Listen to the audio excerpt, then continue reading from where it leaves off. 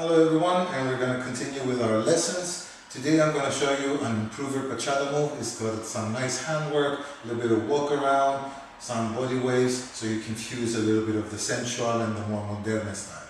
Now I'm going to show it just with count, and if you like, watch the next video where I'll break it down a little bit further down. Okay, so we start off with a basic 1, 2, 3, 4, 5, 6, 7, 8.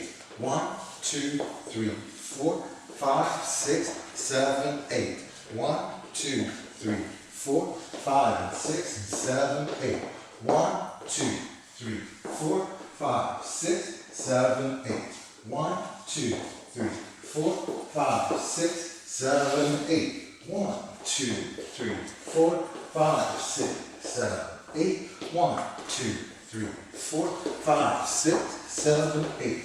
1, 2, 3, 4, 5, 6, 7, 8. 1, 2, 3, 4.